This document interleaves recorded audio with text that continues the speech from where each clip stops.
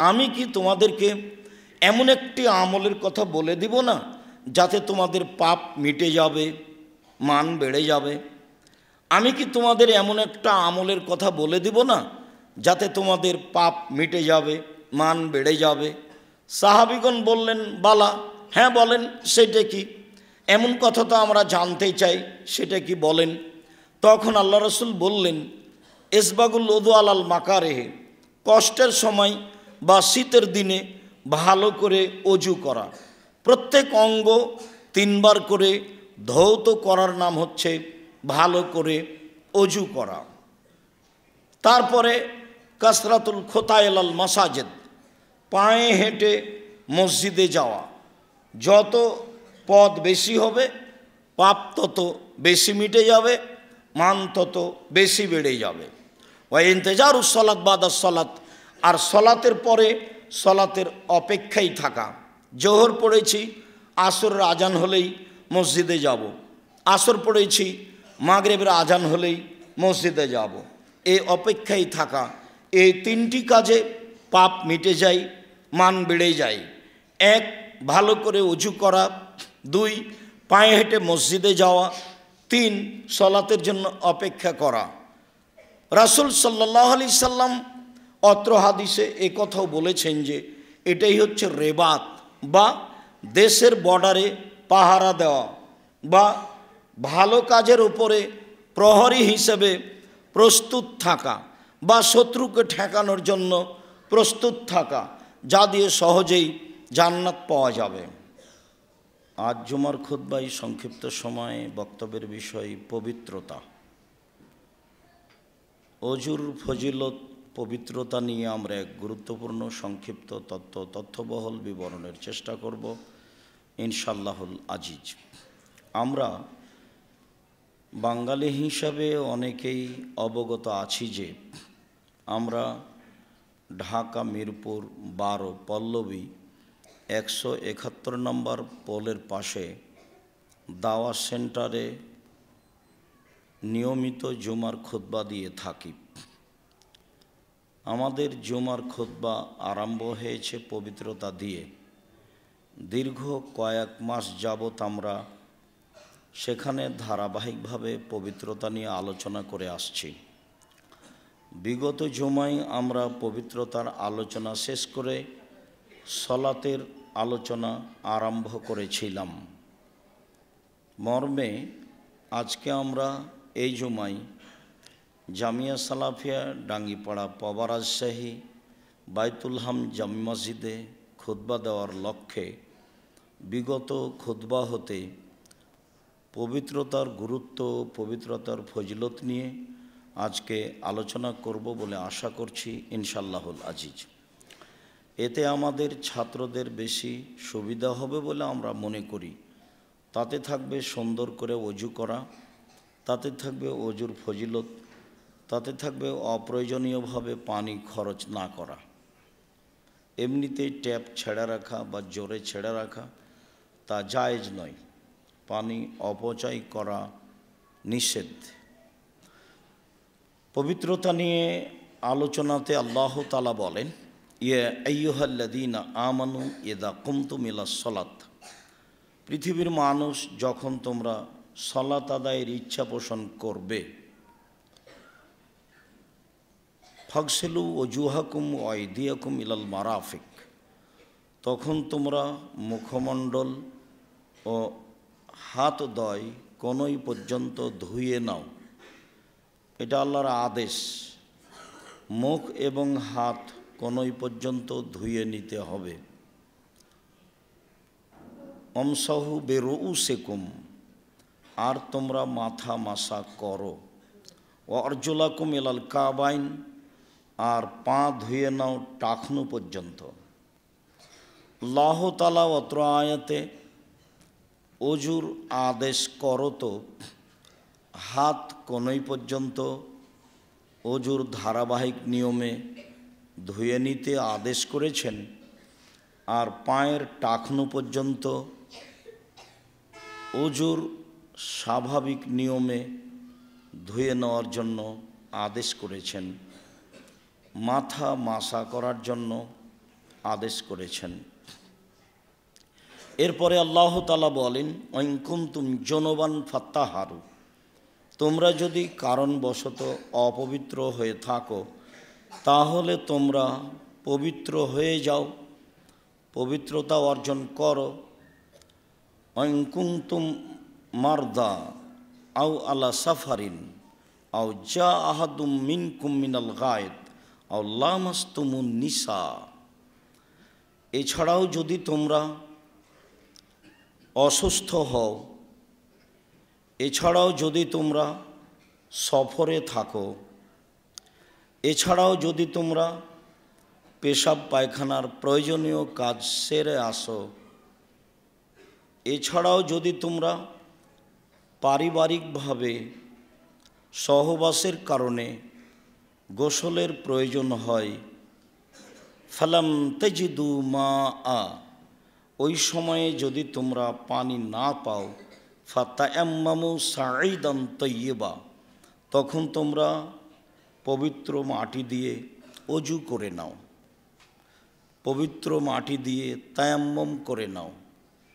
পানি দিয়ে অজু করা সম্ভব না হয়, যদি মানুষের পানি দিয়ে গোসল করা সম্ভব না হয়, যদি মানুষ পানি না পায়, তাহলে সে তায়াম্মম করবে বলে আল্লাহ তাআলা আদেশ করেন।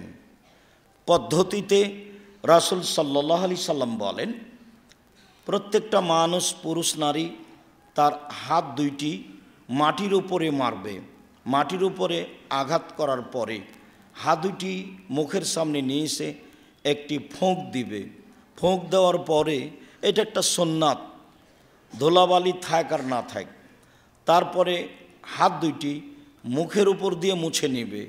মুখের উপর দিয়ে মুছে নেওয়া শেষ হলে ডান হাতের পেট বাম হাতের পিঠের উপরে রেখে কবজি পর্যন্ত, এবং বাম হাতের পেট ডান হাতের কবজি পিঠের উপরে রেখে মুছে নিতে হবে।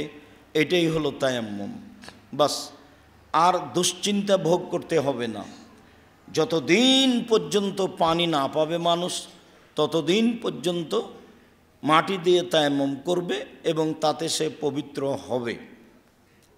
যে কোনো অপবিত্রতা থেকে পবিত্রতা অর্জনের পদ্ধতি পানি না থাকলে তায়াম্মুম। পানি নেই তখন তায়াম্মুম করবে, এটাই ঠিক। আবার পানি আছে কিন্তু অসুস্থতার কারণে তায়াম্মুম করছে না, কিন্তু অজু করবে, এটা ঠিক নাই। অজু করতে পাবে না। যখন সে পানি ব্যবহার করতে পারছে না তখন তাকে তায়াম্মুম করতে হবে, এটাই বিধান। চলেন এ ব্যাপারে রাসূল সাল্লাল্লাহু আলাইহি সাল্লাম ফজিলত গুরুত্ব হিসেবে যা বলেন। আবু মালিক আশআরী রাদিয়াল্লাহু তাআলা আনহু বলেন, রাসূল সাল্লাল্লাহু আলাইহি ওয়াসাল্লাম বলেছেন, আত-তাহুরু শাতরুল ঈমান, পবিত্রতাই হচ্ছে অর্ধেক ঈমান। কালেমা পড়ে মানুষ ঈমান আনে, কিন্তু পুরো জীবনের মানুষের পবিত্রতার মাধ্যম হচ্ছে অজু, পরিষ্কার থাকা। এটাই হচ্ছে অর্ধেক ঈমান।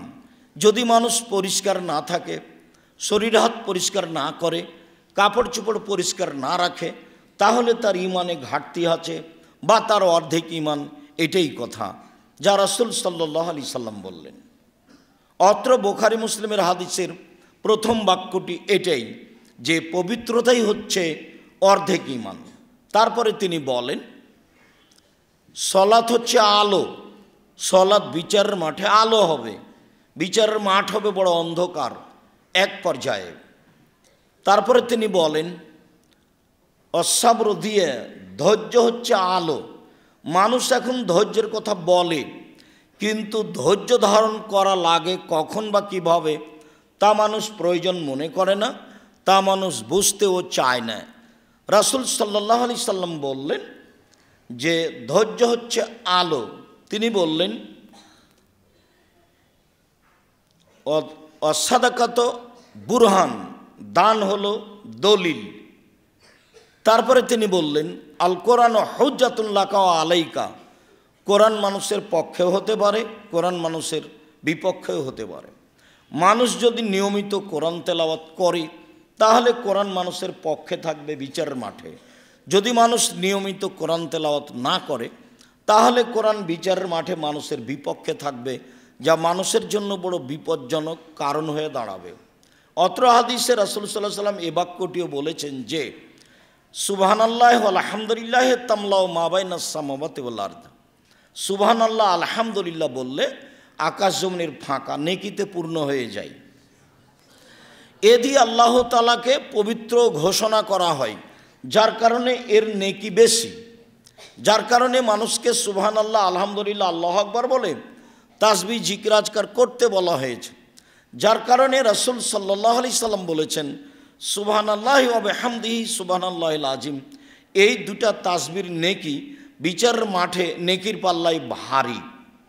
তবে একথাও তিনি বলেছেন সুবহানাল্লাহি ওয়া আলহামদুলিল্লাহি ওয়া লা ইলাহা ইল্লাল্লাহু আল্লাহু আকবার, এটা হচ্ছে সবচেয়ে আল্লাহর নিকটে পছন্দনীয় কালেমা, যা দিয়ে আল্লাহ তাআলার পবিত্রতা ঘোষণা করা হয়, যা দিয়ে তার প্রশংসা করা হয়। আবু হুরায়রা রাদিয়াল্লাহু তাআলা আনহু বলেন রাসূল সাল্লাল্লাহু আলাইহি ওয়াসাল্লাম একদা বললেন আলা আদুল্লুকুম আলা মা ইয়ামহুল্লাহু বিহিল খাতায়া ওয়া ইয়ারফাউ বিহি দারাজাত। আমি কি তোমাদেরকে এমন একটি আমলের কথা বলে দিব না যাতে তোমাদের পাপ মিটে যাবে, মান বেড়ে যাবে? আমি কি তোমাদের এমন একটা আমলের কথা বলে দিব না যাতে তোমাদের পাপ মিটে যাবে, মান বেড়ে যাবে? সাহাবীগণ বললেন বালা, হ্যাঁ বলেন, সেটা কি? এমন কথা তো আমরা জানতে চাই, সেটা কি বলেন? তখন আল্লাহ রাসূল বললেন ইসবাগুল উযু আলাল মাকারিহি, কষ্টের সময় বা শীতের দিনে ভালো করে অজু করা। প্রত্যেক অঙ্গ 3 বার করে ধৌত করার নাম হচ্ছে ভালো করে অজু করা। তারপরে কাসরাতুল খোতাইলাল মাসাজিদ, পায়ে হেঁটে মসজিদে যাওয়া। যত পথ বেশি হবে পাপ তত বেশি মিটে যাবে, মান তত বেশি বেড়ে যাবে। ওয়া ইন্তেজারুস সালাত বাদাস সালাত, আর সলাতের পরে সলাতের অপেক্ষায় থাকা। জোহর পড়েছি, আসরের আজান হলেই মসজিদে যাব। আসর পড়েছি, মাগরিবের আজান হলেই মসজিদে যাব। এই অপেক্ষায় থাকা, এই 3টি কাজে পাপ মিটে যায়, মান বেড়ে যায়। 1 ভালো করে অজু করা, 2 পায়ে হেঁটে মসজিদে যাওয়া, 3 সলাতের জন্য অপেক্ষা করা। রাসূল সাল্লাল্লাহু আলাইহি সাল্লাম অত্র হাদিসে এ কথাও বলেছেন যে এটাই হচ্ছে রেবাত বা দেশের বর্ডারে পাহারা দেওয়া বা ভালো কাজের উপরে প্রহরী হিসেবে প্রস্তুত থাকা বা শত্রুকে ঠেকানোর জন্য প্রস্তুত থাকা, যা দিয়ে সহজেই জান্নাত পাওয়া যাবে। উসমান রাদিয়াল্লাহু তাআলা আনহু বলেন রাসূল সাল্লাল্লাহু আলাইহি ওয়াসাল্লাম বলেছেন মান তাওয়াদ্দা ফাহসানাল ওযুয়া, কেউ যদি অজু করে, সুন্দর করে অজু করে, খারাজাত খাতায়াহু মিন জাসাদিহি, তাহলে তার শরীর থেকে সব পাপ ঝরে যায়। হাত্তা তাখরুজা মিন জাসাদিহি, খারাজাত খাতায়াহু হাত্তা তাখরুজা মিন জাসাদিহি, তার সব পাপ ঝরে যায়। এমনকি শরীরে যে সব তার পাপ রয়েছে বা তাহতা মিন আদফারিহি, নখের নিচে যে সব পাপ রয়েছে সেই পাপগুলিও ঝরে যায়। সুন্দর করে অজু করলে পাপ ঝরে যায়, এ কথা রাসূল সাল্লাল্লাহু আলাইহি ওয়াসাল্লাম বলেন। উসমান রাদিয়াল্লাহু তাআলা আনহু বলেন রাসূল সাল্লাল্লাহু আলাইহি ওয়াসাল্লাম বলেছেন মামিন মুসলিমিন তাহাজুরহু সালাতুন মাকতুবাতুন, যে কোনো পুরুষ নারী এমন অবস্থায় হলো যে তার নিকটে ফরজ সালাত চলে এসেছে, ফরজ সালাতের সময় হয়ে গেছে। ফা ইহসুনু ওযুআহা ওয়া রুকুআহা ওয়া খুশুআহা, এই সময় যদিও সুন্দর করে অজু করে, সুন্দর করে রুকু করে, বিনয়ের সাথে ভয় ভীতি নিয়ে সালাত আদায় করে, তাহলে রাসূল সাল্লাল্লাহু আলাইহি সাল্লাম বলছেন যে ইল্লা কাফারাতান মিনাল খাতায়া মিনাল জুনুবে মিন কাবলিহি মিনাল যুনুবে, তার অতীতের যত পাপ আছে সব ঝরে যাবে। যদি তার অজু সুন্দর হয়, যদি তা ভয় ভীতি নিয়ে হয়, যদি তা অজুর নিয়মে হয়ে থাকে, তাহলে অতীতের সব পাপ ঝরে যাবে বলে রাসূল সাল্লাল্লাহু আলাইহি সাল্লাম বলেছেন। হাদিস বুখারী মুসলিম। অন্য এক বর্ণনায় এসেছে, আবু হুরায়রা রাদিয়াল্লাহু তাআলা আনহু বলেন, রাসূল সাল্লাল্লাহু আলাইহি ওয়াসাল্লাম বলেছেন, আল উযু ইহদামু মা কানা কাবলাহু, অজু অতীতের সব পাপকে মুছে দেয়। অজু অতীতের সব পাপকে মুছে দেয়। অজু করলে সে নিষ্পাপ হয়ে যায়, যা আমরা ধারাবাহিক হাদিসে অবগত হতে পারব।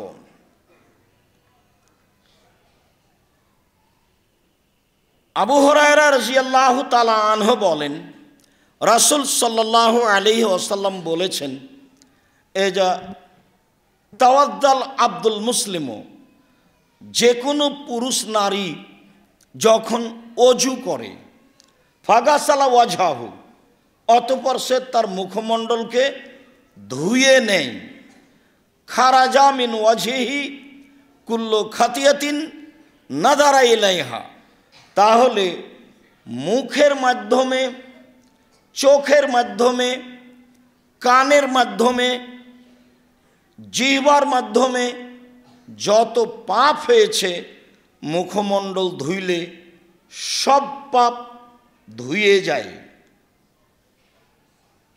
মিনাল মায়ে আও কাতরাত মিন আখিরিল মায়ে, শেষ ফোঁটায়, আর না হলে অজুর শেষে, শেষ ফোঁটায় অজুর শেষ পানির ফোঁটায়, আর না হলে অজুর শেষেই তার সব পাপ ধুয়ে যায়। রাসূল সাল্লাল্লাহু আলাইহি ওয়াসাল্লাম বলেন, ফাইদা গাসালা ইয়াদাইহি, যখন মানুষ তার দুই হাত অজুর জন্য ধুয়ে নেয়, খারাজা মিন ইয়াদাইহি কুল্লু খাতিয়াতিন বাতা সাথা ইয়াদাহু, যখন তার দুই হাত ধুয়ে নেয় তো দুই হাতের মাধ্যমে যত পাপ হয়েছে সব পাপ ঝরে যায় অজুর পানির সাথে, আর না হলে অজুর পানির শেষ ফোঁটার সাথে। রাসূল সাল্লাল্লাহু আলাইহি সাল্লাম বলেন, ফাইদা গাসালা রিজলাইহে, যখন অজু করতে গিয়ে মানুষটি তার দুই পা ধুয়ে নেয়, খারাজা মিন রিজলাইহে কুল্লু খাতিয়াতিন মাসা রিজলাহু, তার দুই পায়ের মাধ্যমে চলে যে পাপ হয়েছে সেই পাপ ঝরে যায়। মা আল মায়ে ও মা আখেরে কাতরিল মায়ে, পানির সাথে ঝরে যায়, আর না হলে অজুর পানির শেষ ফোঁটার সাথে ঝরে যায়। এই কথা বলার পরে রাসূল সাল্লাল্লাহু আলাইহি সাল্লাম বলেন, সুম্মা ইয়াখরুজ নাকিয়া মিনাজ যুনুবে, এরপরে লোকটা মসজিদে যায় নিষ্পাপ হয়ে, তখন আর তার কোনো পাপ থাকে না। অবশ্য রাসূল সাল্লাল্লাহু আলাইহি সাল্লাম এ কথাও বলেছেন, যখন মানুষ বাসায় অজু করে মসজিদে যায় ফরজ সালাত আদায়ের জন্য, তখন সে নেকি পায় হজ ওমরার সমান। বাড়ি থেকে অজু করে বের হতে হবে আর সালাতের উদ্দেশ্যেই বের হতে হবে, তাহলে এ নেকি হবে। রাসূল সাল্লাল্লাহু আলাইহি ওয়াসাল্লাম বলেন। উসমান রাদিয়াল্লাহু তাআলা আনহু বলেন, রাসূল সাল্লাল্লাহু আলাইহি ওয়াসাল্লাম বলেছেন, মান তাওয়াদ্দা ওযুই হাজা, একদা উসমান রাদিয়াল্লাহু তাআলা আনহু অজু করে দেখালেন, যে অজু রাসূল সাল্লাল্লাহু আলাইহি সাল্লাম করেছেন সেই অজু শেষে তিনি বললেন যে আল্লাহর নবী বলেছেন, মান তাওয়াদ্দা ওযুই হাজা, কেউ যদি আমার মতো এইভাবে অজু করে, সুন্দর করে অজু করে, ফা ইসাল্লি রাকাতাইন, তারপরে 2 রাকাত সালাত আদায় করে, অলাম ইউহাদ্দিসু নাফসাহু ফীহিমা বিশাইইন, আর তাতে যদি কোনো অপ্রয়োজনীয় কথা না বলে, মনে মনে কথা না বলে, বা কোনো কথাই যেন ভিতরে না আসে, মনে না আসে। আল্লাহু আকবার বললেই শয়তান আপনার অন্তরে অনেক কথা জাগাবে।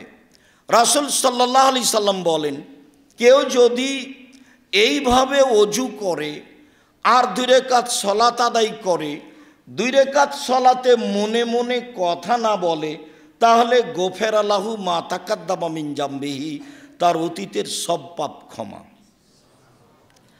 অবশ্য অত্র হাদিসে অজুর সাথে সলাতের কথা রয়েছে, আর উপরের হাদিসগুলিতে অজুর সাথে সলাতের কথা ছিল না। বরং এভাবেই আল্লাহ রাসূল বলেছেন যে অজু যদি সুন্দর হয় তাহলে অতীতের সব পাপ ক্ষমা হয়ে যাবে। এই হাদিসে যে ভাষা ব্যবহার করা হয়েছে সেই ভাষা ইসলাম গ্রহণের ব্যাপারেও বলা হয়েছে। তাতে রাসূল সাল্লাল্লাহু আলাইহি সাল্লাম বলেছেন, কোনো মানুষ যদি ইসলাম গ্রহণ করে তাহলে ইহদামু মা কানা কাবলাহু, অতীতে তার যা পাপ যে কোনো অন্যায় থেকেছে সব ঝরে যাবে। ঠিক অনুরূপী মানুষ যদি সুন্দর করে অজু করে তাহলে অতীতে যে পাপ ছিল সব পাপ ঝরে যাবে। এই কথা রাসূল সাল্লাল্লাহু আলাইহি সাল্লাম বলেন। আমরা বিষয়টি ভালোভাবে বুঝে আমল করার চেষ্টা করব ইনশাআল্লাহুল আজিজ। আল্লাহুম্মা সাল্লি আলাইহি আল্লাহুম্মা বারিক আলাইহি।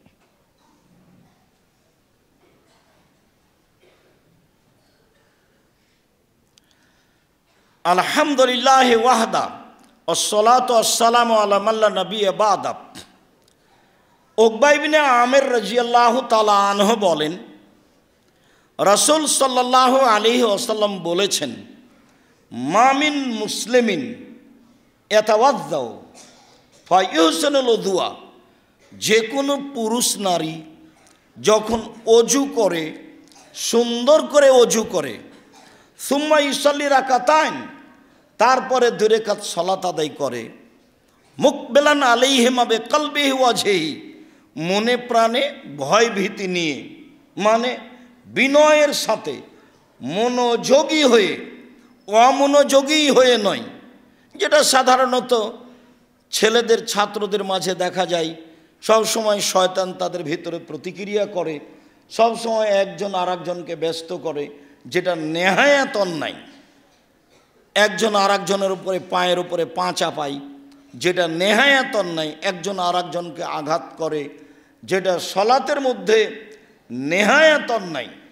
এটা একটা আদব কায়দার ব্যাপার আছে জরুরিভাবে, কেননা ইবাদতের জগতে এটাই হচ্ছে ভিন্ন ধরনের ব্যতিক্রম বিশেষ ইবাদত, যার পদ্ধতির ব্যাপারে রাসূল সাল্লাল্লাহু আলাইহি সাল্লাম অনেক কথা বলেছেন।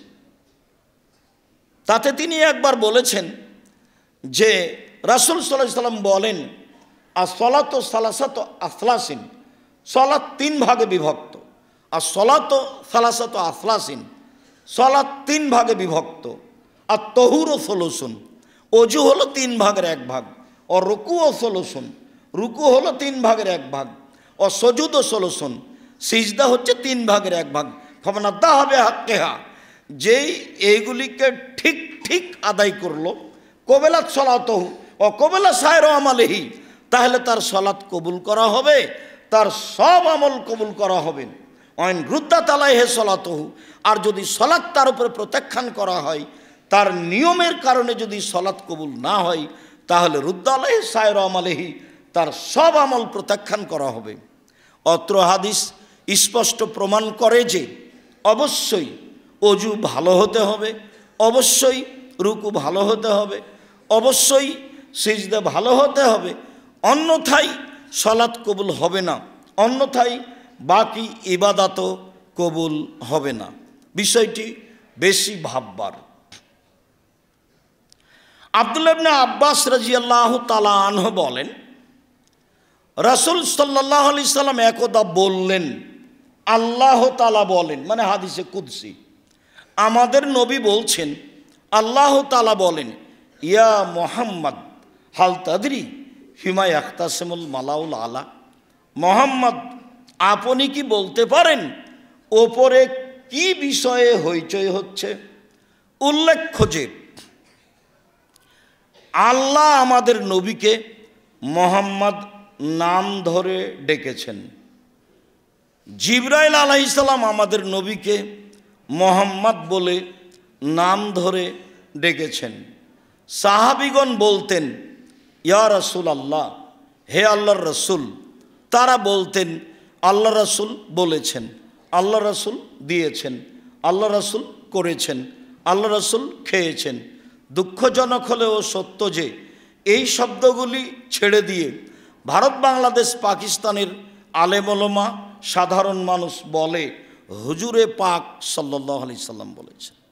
হুজুরে পাক মানে, হুজুর মানে আল্লাহ রসুল হাজের কোনোদিন মরবেন না, হাজের নাজের। যার কারণে মিলাদ বলার সময় তারা দাঁড়িয়ে যায়, মানে নবী চলে এসেছে। হুজুরে পাক বলার ভিতরে খুব দুর্বল কিছু রয়ে গেছে। হুজুরে পাক বলবে কেন? বলবে আল্লাহ রসুল বলেছেন, রাসূল সাল্লাল্লাহু আলাইহি সাল্লাম বলেছেন, আল্লাহ রসুল করেছেন। যেই ভাষা সাহাবীগণ ব্যবহার করেছেন, তাবেঈগণ ব্যবহার করেছেন, তাবেঈগণ ব্যবহার করেছেন, সে ভাষাই সকল মানুষকে ব্যবহার করতে হবে। যে ভাষা সালাফ খালাফ অতীতের লোকজন ব্যবহার করেছেন, সলেহ পরহেজগার মানুষেরা, সেই ভাষাই আমাদেরকে ব্যবহার করতে হবে। হুজুরে পাক সাল্লাল্লাহু আলাইহি সাল্লাম এই ভাষা জরুরিভাবে ত্যাগ করতে হবে। আল্লাহ তাআলা আমাদের নবীকে বলেন, মোহাম্মদ আপনি কি বলতে পারেন উপরে কি নিয়ে হইচই হচ্ছে? তা আমাদের নবী সরাসরি বললেন, নাম, জি হ্যাঁ আমি বলতে পারি। ফিল কাফারাত, উপরে হইচই হচ্ছে কিভাবে আদমের ছেলেমেয়ের পাপ মিটে যাবে, এই নিয়ে কথা হচ্ছে। কি করলে আদম সন্তানের পাপ মিটে যাবে, এই নিয়ে কথা হচ্ছে।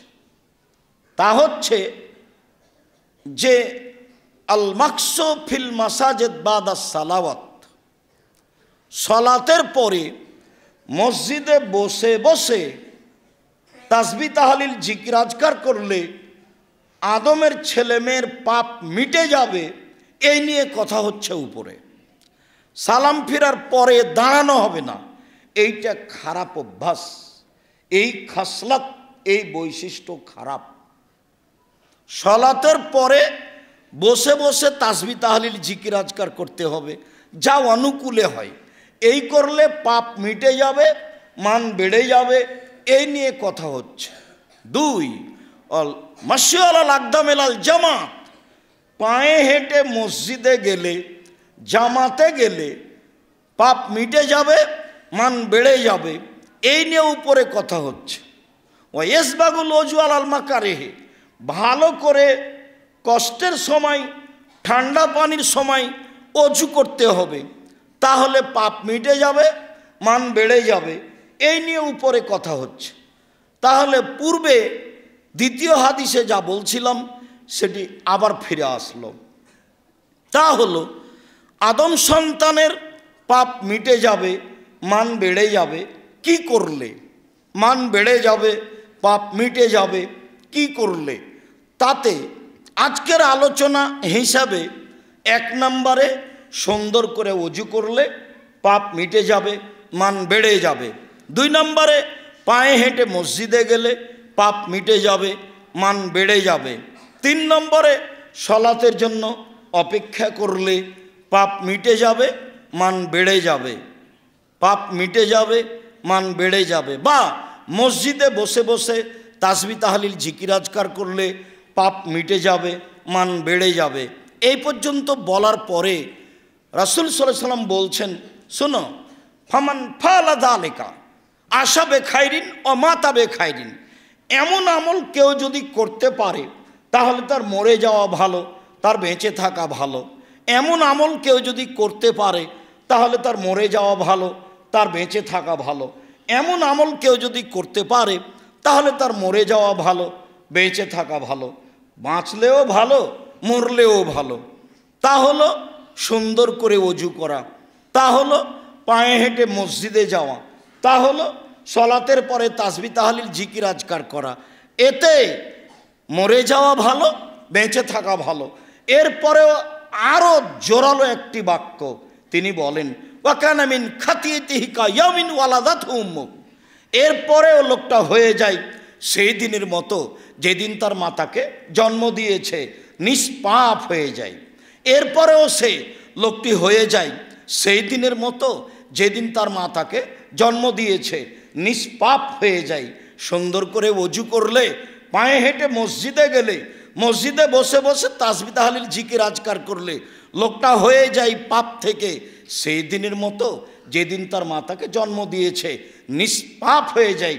কথাটি আল্লাহ রাসূল আরও অন্য জায়গাতে এভাবে বলেছেন যে কেউ যদি হজ করে, হজ যদি কবুল হয়ে যায় তাহলে লোকটি হয়ে যায় সেই দিনের মতো যেদিন তার মাতাকে জন্ম দিয়েছে, নিষ্পাপ হয়ে যায়।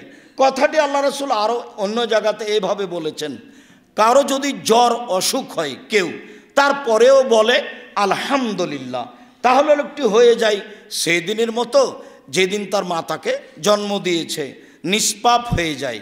এখানে একটি হাদিস উল্লেখ্য যে রাসূল সাল্লাল্লাহু আলাইহি ওয়াসাল্লাম বলেছেন, বুখারী মুসলিমের হাদিস, কারো যদি গায়ে জ্বর হয় তাহলে তার পাপ ঝরে যায় কামারের ভাটিতে কর্মকারের হাপরে লোহা স্বর্ণ চাঁদি দিলে কিছুক্ষণ পরে লাল হয়ে গেলে ও থেকে ময়লা ঝরে যায়, যেমন জ্বর হলে পাপ ঝরে যায় তেমন। কামারের ভাটিতে হাপরে লোহা স্বর্ণ চাঁদি দিলে লাল হয়ে গেলে পাপ ময়লা ঝরে যায়, যেমন মানুষের জ্বর হলে, পুরুষ নারীর গায়ে জ্বর আসলে তেমনিভাবে পাপ ঝরে যায়। এই কথা রাসূল সাল্লাল্লাহু আলাইহি ওয়াসাল্লাম বলেন। যদিও আমাদের দেশের লোক বা এখন বর্তমান মানুষের হাতে টাকা পয়সা হলেই, মাথা ব্যথা হলেই তারা চিকিৎসার জন্য সিঙ্গাপুর যেতে চায়, ধৈর্যের হিসাব তারা করে না। ধৈর্য ধারণ করলে রোগের কারণে, জ্বরের কারণে মানুষের পাপ মিটে যাবে, এ কথাই ঠিক। সম্মানিত দিনী ভাই ও বোন, সম্মানিত মসজিদের মুসল্লি, রাসূল সাল্লাল্লাহু আলাইহি ওয়াসাল্লাম এই হাদিসের শেষে আরও একটি কথা, গুরুত্বপূর্ণ কথা বললেন। তিনি বললেন, মুহাম্মদ এজা সাল্লাইতা ফাকুল, যখনই তুমি সালাত আদায় করবে তখনই তুমি বলবে। এটা আল্লাহ আমাদের নবীকে আদেশ করছেন। শোনেন, আপনি যখনই সালাত আদায় করবেন তখনই আপনি বলবেন, আল্লাহুম্মা ইন্নী আসআলুকা ফিলাল খায়রাতে ওয়া তারকাল মুনকারাতে ওয়া হুব্বাল মাসাকিন, আল্লাহ তোমার কাছে চাচ্ছি অপছন্দ কর্ম ছেড়ে দিতে, পছন্দনীয় কর্ম করতে, আর ফকির মিসকিনের ভালোবাসা তোমার কাছে চাই। ফকির মিসকিনকে ভালোবাসা তোমার কাছে চাই, অপছন্দ কর্ম ছেড়ে দেওয়া তোমার কাছে চাই, ভালো কর্ম করা। আল্লাহুম্মা ইন্নী আসআলুকা ফিলাল খায়রাতে ওয়া তারকাল মুনকারাতে ওয়া হুব্বাল মাসাকিন। যারা শতবার চেষ্টা করেও অন্যায় পাপ থেকে ফিরে আসতে পারি না, তাদেরও এই দোয়াটি সিজদায় পড়া ভালো। রাসূল সাল্লাল্লাহু আলাইহি সাল্লাম বলছেন, আমাকে আল্লাহ তাআলা এই দোয়াটি পড়ার জন্য আদেশ করলেন। আবু হুরায়রা রাদিয়াল্লাহু তাআলা আনহু বলেন, রাসূল সাল্লাল্লাহু আলাইহি ওয়াসাল্লাম একদা আতাল মাকবারাতা, কবরস্থানে আসলেন।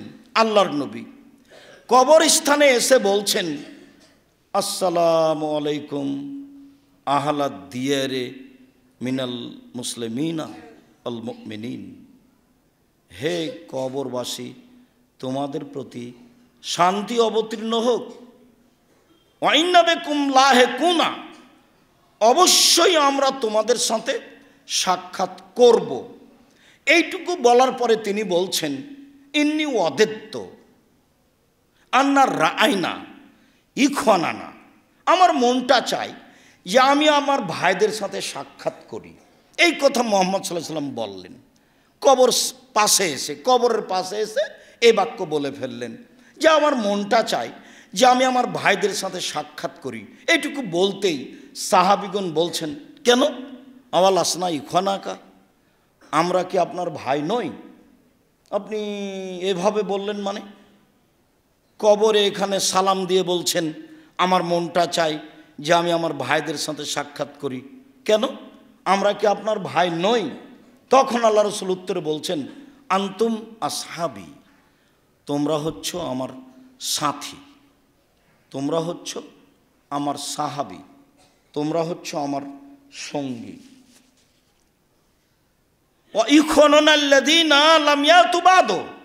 আর আমার ভাই হচ্ছে ওরা যারা এখনো আসেনি, আমার অবর্তমানে যারা আসবে তারা আমার ভাই। এই কথা মুহাম্মদ সাল্লাল্লাহু আলাইহি ওয়াসাল্লাম বললেন।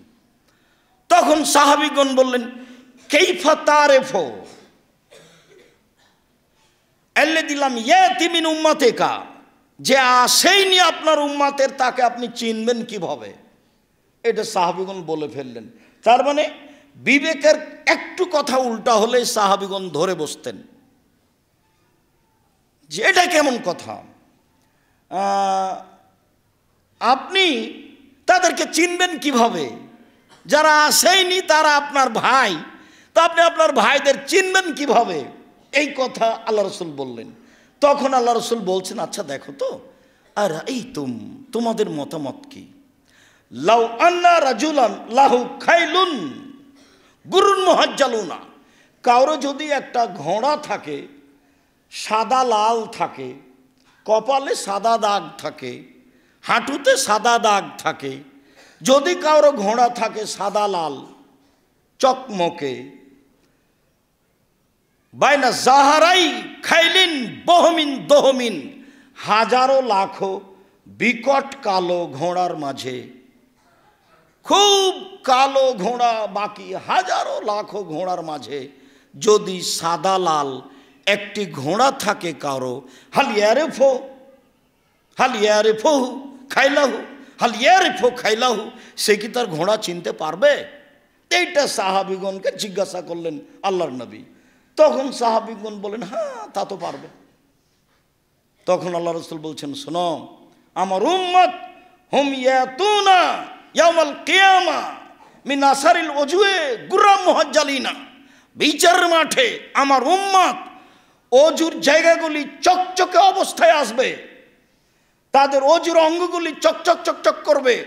ওই লোকটা যেমন সাদা লাল দেখে হাজারো কালো ঘোড়ার মধ্যে নিজের ঘোড়া চিনে নিবে, আমি মুহাম্মদ সাল্লাল্লাহু আলাইহি সাল্লাম আমার উম্মতের অজুর জায়গাগুলি দেখে আমি তাদের চিনে নিব। অন্য এক বর্ণনায় এসেছে, সাহাবীগণ বললেন, কাইফা তারিফু উম্মাতুকা মিন বাইনিল উমামে ফিমা বাইনা নূহিলা উম্মাতিকা, হাজার হাজার কোটি কোটি মানুষ চলে গেছে, নূহ থেকে নিয়ে আপনার উম্মাত পর্যন্ত কত মানুষ গেছে, আপনি তাদের কিভাবে চিনবেন? তখন আল্লাহ রাসূল বলছেন, শোনো, হুম ইয়াতুনা মিন আসারিল ওজুয়ে, তারা আসবে বিচারের মাঠে অজুর চকচকে চিহ্ন নিয়ে, 1 2। তারপরে বলছেন, লাইসা কাযালিকা গায়রুহুম, অন্যরা কেউ এভাবে আসবে না। তাহলে একবারে আদম থেকে নিয়ে কিয়ামত পর্যন্ত রাসূল সাল্লাল্লাহু আলাইহি সাল্লামের উম্মত ব্যতীত অজুর চেহারা চকচকে হয়ে আর কেউ আসবে না, শুধু আমরাই, শুধু রাসূল সাল্লাল্লাহু আলাইহি সাল্লামের উম্মতই বিচারের মাঠে অজুর অঙ্গগুলি চকচকে অবস্থায় আসবে, যা তিনি বললেন। তিনি আরো বললেন, ওয়ারিফুহুম আন্নাহুম ইউতুনা কুতুবাহুম বিআইদিহিম, আমার উম্মতের ডান হাতে আমলনামা দেওয়া হবে, এইটা আমি দেখে চিনে নেব। আবার বলছেন, ওয়ারিফুহুম তাসানা বাইনা আইদিহিম যুরিয়াতুহুম, তাসা বাইনা আইদিহিম যুরিয়াতুহুম, তাদের সামনে তাদের ওই সব ছোট ছোট ছেলে মেয়ে যেগুলো বাল্য অবস্থায় মারা গেছে, তারা ছুটাছুটি করবে, আমি এইটা দেখে আমার উম্মত চিনে নিব। তাহলে তিনি তার উম্মতকে চিনে নেওয়ার 3টি চিহ্ন আলামত উল্লেখ করলেন। তার একটা হলো এই যে আমাদের নবী মুহাম্মদ সাল্লাল্লাহু আলাইহি সাল্লামের উম্মত বিচারের মাঠে আসবে অজুর চিহ্নগুলি চকচকে চকমকে অবস্থায়, যা দেখে আল্লাহর নবী আমাদেরকে চিনে নেবেন। 2, আমাদের ভালো মানুষের হাতের ডান হাতে আমলনামা দেওয়া থাকবে, এইটা দেখে তিনি চিনে নেবেন এইগুলি আমার উম্মত। 3, যারা আমরা ভালো বাল্য অবস্থায় ছেলে মেয়ে মারা গেছে, এই ছেলে মেয়েগুলি বিচারের মাঠে তাদের সামনে ছোটাছুটি করবে, এইটা দেখে রাসূল সাল্লাল্লাহু আলাইহি সাল্লাম চিনে নেবেন এইটা আমার উম্মত। সম্মানিত মসজিদের মুসল্লি, আমরা আজকে অজুর ফরজিলত নিয়ে আলোচনা করছিলাম। এইগুলি আমরা অবশ্য ধারাবাহিকভাবে পেশ করেছি মিরপুর 12 পল্লবী দাওয়া সেন্টারের নিয়মিত জুমার খুতবায়। এগুলো যান্ত্রিকভাবে ধরা হয়েছে, সেগুলো আপনারা ইচ্ছা করলে সময়ের গতিতে সহজেই দেখতে পারেন। বিষয়ভিত্তিক আমরা নিয়মিত আলোচনা পেশ করেছি। আজকের আলোচনায় আমরা উপস্থিত যারা মসজিদে আছেন তাদের জোরালোভাবে বলছি যে সুন্দরভাবে অজু করবেন। আব্দুল্লাহ ইবনে মুকাফফা রাদিয়াল্লাহু তাআলা আনহু বলেন, রাসূল সাল্লাল্লাহু আলাইহি সাল্লাম বলেছেন, একুনু ফি হাযিল উম্মা কওমুন ইয়াতাদুনা ফিত তুহুরে ওয়াদ দুআয়ে। অচিরে আমার উম্মত আমার পরে এমন হয়ে যাবে তারা অজুতে সীমা লঙ্ঘন করবে আর দোয়াতে সীমা লঙ্ঘন করবে। দোয়াতে সীমা লঙ্ঘন করা হচ্ছে চিৎকার করে দোয়া করা, যেটা আমাদের দেশে ফরজ সালাতের পরে বিভিন্ন জায়গাতে ইমাম মুক্তাদি হয়ে থাকে। এটা হলো চিৎকার করে দোয়া করা, মানে দোয়াতে সীমা লঙ্ঘন করা। আর আমাদের পানি ব্যবহারে সীমা লঙ্ঘন হবে, যেটা আমরা করছি। কাজে আমরা এখানে জামিয়ার ছাত্রদেরকে বিশেষভাবে বলতে চাই যে তোমরা যখনই ট্যাপটা ছাড়ছ তখন স্বাভাবিকভাবে ছাড়তে হবে, যাতে করে তোমার অজু করা সহজ হয়। এমনি তুমি ছেড়ে দিলে পানি আসতেই থাকছে, এটা তোমার জন্য ক্ষতি। এটা নেয়ামত, একটা পানি আল্লাহর অনেক বড় নেয়ামত, সেইটাকে তুমি অপচয় করছো, নষ্ট করছো, মানে অপমান করছো। এই নেয়ামতকে অপমান করলে ফলাফল তোমাকেই ভোগ করতে হবে। এইটুকু হিতাহিত জ্ঞান, বিবেক বিবেচনা তোমার ভিতরে থাকতে হবে। অজু সুন্দর করে করতে হবে, এ কথাই ঠিক। সুন্দর করে অজু করে নিয়ে পাপ মুছে দিব, মুছে নেওয়ার চেষ্টা করব এবং এই সন্তুষ্টি দিয়ে আল্লাহর নিকটে বিদ্যা চাইব। সুন্দর করে অজু করে 2 রাকাত সালাত আদায় করলে যেটা চাইবে মানুষ সেটা আল্লাহ দিবেন মর্মে আমরা প্রাণপণে সেই চেষ্টা করব। আল্লাহ আমাদের তৌফিক দান করুক, আল্লাহুম্মা আমিন। অজু সুন্দর করার পাশে পাশে আমি তো অনেক দিন পরে আপনাদের সাথে সাক্ষাৎ করি, সময়ের গতিতে তা হয়ে আসে না।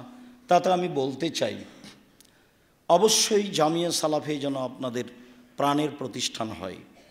আমার বা আমাদের ভুলের কারণে জামিয়া সালাফের ক্ষতি হোক, এটা আমরা কোনো দিন চাইনি।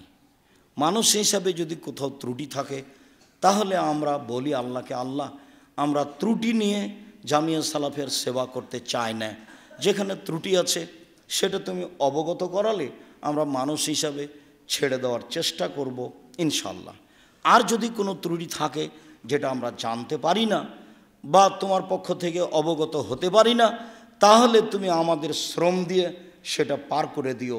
ওই ক্ষতি দিয়ে যেন জামিয়া সালাফের ক্ষতি না হয় এবং তা দিয়ে যেন আমাদের পরকালের ক্ষতি না হয়। আমরা তোমাকে সন্তুষ্ট করতে এসে পরকালের ক্ষতি হোক, এটা আমরা চাইনি। তোমার দরবারে জানাই, তুমি আমাদের জামিয়া সালাফে কবুল করো, তুমি আমাদের ছাত্র শিক্ষককে কবুল করো।